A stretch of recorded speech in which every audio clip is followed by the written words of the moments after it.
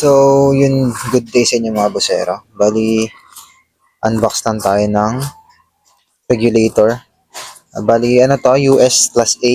Tignan natin kung ano ba yung advantage niya sa ibang sa ibang regulator, lalo na dito sa China. China kasi, wala ka talaga maasahan. Ilang beses nang gumamit ng China, mga 1 to 3 months lang, nasisira na yung O-ring. O-ring naman palagi yung problema sa China. So, ayan. Compare natin. Ito meron akong China reg dito. Pero buksan muna natin tong Class A na US. Class A lang din kasi nakalagay sa kanya, hindi siya yung original talaga na ano. Kasi yung presyo nito, nabili ko lang siya ng 1,000.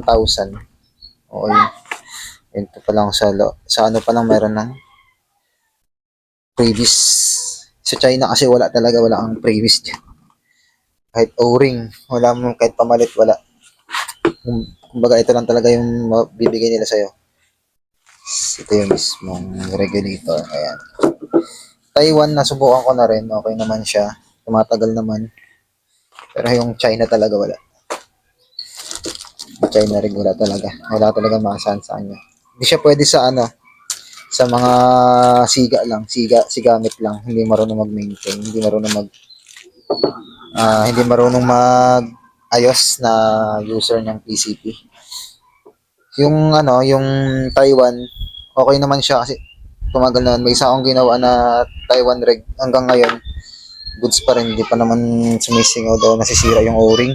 At nagawa ko yon January pa, ngayong taon. So ito siya, yung ating US regulator. Pero class A lang ito. Kita naman sa niya, sa pintura dito, halata na siya talaga authentic. Pero yung appearance niya okay naman. May ano pa siya dito, takip. Sa meron din eh. Sa Taiwan meron din ito. Pero yung China, ang takip niya ayan lang, ganyan lang. Walang holder. Hindi siya na siyang ganito. Yung Taiwan may ganito eh. Pero ito lang yung type niya. Ito nga lang, walang type dito sa papuntang plenum tsaka sa natin. Sa papuntang tangke. Yung Taiwan kasi meron, di ba? Meron siyang type. Itong China wala talaga. Yan lang talaga yung bibigay nila sa'yo. Ayan. Try natin buksan. Kung ano yung meron sa loob. Buksan natin siya parehas. Compare natin yung mga disc. Ano pa siya? Ito.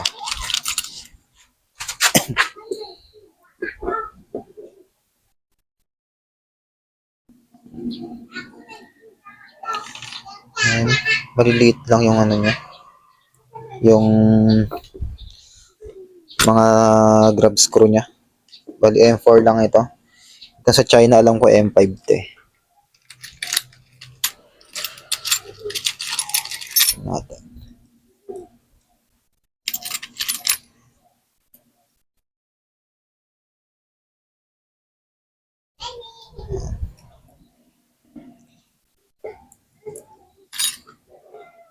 Sa tornilyo pala magkaiba na sila.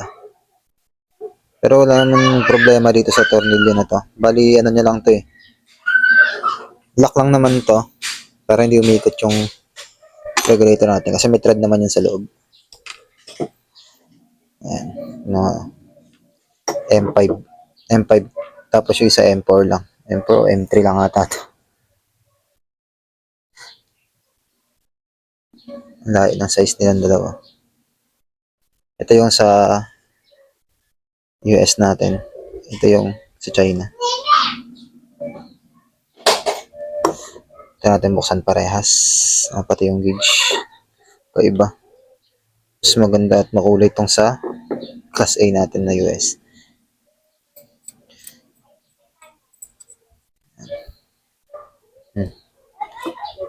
Mukhang magkaparas lang sila ng disc.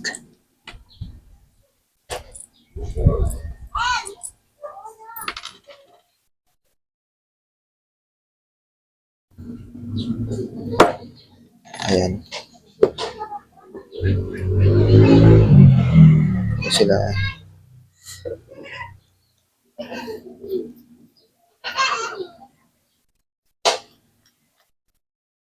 Ayan.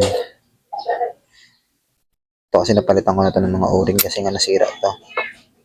Nilag sa atin nung nagpagawa. Akala niya may singaw yung mismong ano niya, mismong receiver. Yung pala may singaw yung regulator. Ayan. Ang layo ng itsura ng ano. Oh, itong ano, itong sa US natin, aluminum. Aluminum yung mismong core nung ano niya, yung nag-hold ng disc. Tsaka, ito naman sa ano, brass sa China. Pati yung sa may ano eh, yung sa may Taiwan, halos di sila nagkaiba nito nung sa China. Ang pinagkaiba lang nila ay yung mga disc. Kuha tayo ng kabilang disc. Parang halos magkaparehas lang sila eh. Sa Taiwan kasi medyo makapal-kapal kaysa dito.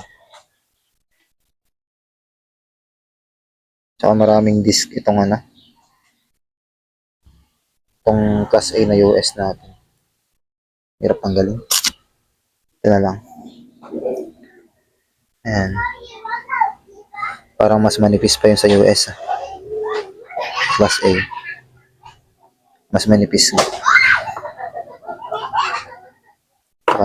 Kaya mas marami to. Mas marami siyang disc.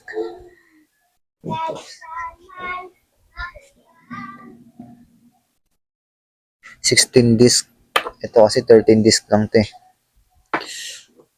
Makikita ko yung quality nito pag na gawa na natin. Tapos yung pin niya po. Itong pin niya walang, yung o-ring niya nasa loob na. Nasa loob na ng takip yung o-ring. Ito kasing sa China, nakadikit dito eh. Sa ganito siya nakadikit. Pero ito kasi ito, dahil wala naman tayong dahil PCP naman sa atin, natin siya gagamitin, tinatanggal natin ito. Pero ngayon dyan ka muna, baka mawala.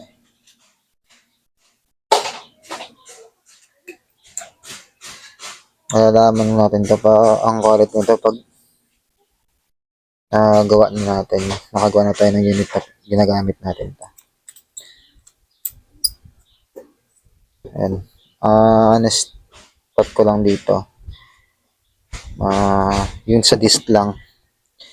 Yung disc lang ang ano ko dito. Medyo concern ako. Masyadong madami. Tapos maninipis. Mas okay sana kung makakapal katulad ng sa Taiwan. Halos parasin sila nun sa Taiwan. Sa Taiwan kasi maikli lang din to. Sa China kasi mahaba masyado eh. Diba? Although mas safe tong ganito kasi mas mahaba, mas maraming thread eh. Pero okay na din naman yan, napakarami na rin ng ngipin ng thread niya. Hindi ka na mahirapan mag-ikot pa ng maghigpit sa tangke. Tsaka mas maikli yung body. Yung body nito, parang katulad dun sa Taiwan Reg. Ganito rin yung shape nun eh. So yun na mga busero. Makikita mo ito sa future build ko yung next natin gagawin. Ito yung gagamitin natin. So yun lang. Thank you.